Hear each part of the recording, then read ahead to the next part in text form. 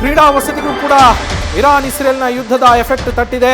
ಕ್ರೀಡಾ ವಸತಿ ನಿಲಯಕ್ಕೂ ಕೂಡ LPG ಸಿಲಿಂಡರ್ ಸರಬರಾಜು ಆಗ್ತಾ ಇಲ್ಲ. ಹಾವೇರಿ ಕ್ರೀಡಾ ವಸತಿ ನಿಲಯದಲ್ಲಿ ಸದ್ಯ ಸಿಲಿಂಡರ್ ಸಿಗದೆ ಸೌದೆ ಒಲೆಯ ಮೊರೆ ಹೋಗಿದ್ದಾರೆ. ಸೌದೆ ಒಲೆಯಲ್ಲಿ ಅಡುಗೆ ಮಾಡ್ತಾ ಇದ್ದಾರೆ. ಸುಮಾರು 83 ವಿದ್ಯಾರ್ಥಿಗಳು ಈ ವಸತಿ ನಿಲಯದಲ್ಲಿ ಇರುವಂಥದ್ದು. ಕ್ರೀಡಾ ವಸತಿ ನಿಲಯ ಇದು. 2 ದಿನಗಳಿಂದ ಸಿಲಿಂಡರ್ ಸಿಗದೆ ಸಿಬ್ಬಂದಿ ಪರದಾಡ್ತಾ ಇದ್ದಾರೆ. ಕೇವಲ ಅನ್ನ ಸಾಂಬಾರ್ ಮಾತ್ರ ಮಾಡಿ ಊಟವನ್ನು ನೀಡ್ತಾ ಇದ್ದಾರೆ ಅಲ್ಲಿನ ಸಿಬ್ಬಂದಿ ವಿದ್ಯಾರ್ಥಿಗಳಿಗೆ. ಕ್ರೀಡಾ ಹಾಸ್ಟೆಲು ಸ್ಪೋರ್ಟ್ಸ್ ಹಾಸ್ಟೆಲ್ ಇದು.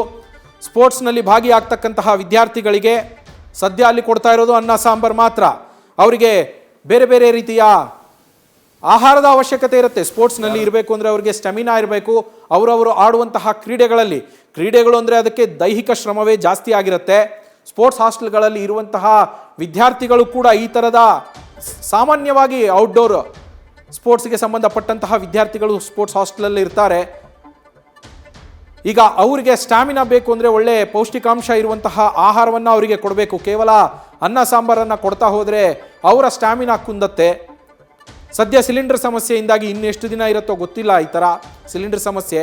ಆ ಸಿಲಿಂಡರ್ನ ಸಮಸ್ಯೆಯಿಂದಾಗಿ ಹಾವೇರಿಯ ಕ್ರೀಡಾ ವಸತಿ ನಿಲಯದಲ್ಲಿ ಸದ್ಯ ವಿದ್ಯಾರ್ಥಿಗಳಿಗೆ ಅಲ್ಲಿನ ಮಕ್ಕಳಿಗೆ ಸಿಗ್ತಾ ಇರುವಂಥದ್ದು ಅನ್ನ ಸಾಂಬಾರ್ ಮಾತ್ರ. ಅದು ಕೂಡ ಹೆಂಗೆ ಸೌದೆ ಒಲೆಯಲ್ಲಿ ಮಾಡಿ ಕೊಡ್ತಾ ಇರುವಂಥದ್ದು. ಕಾರಣ ಸಿಲಿಂಡರ್ ಇಲ್ಲ.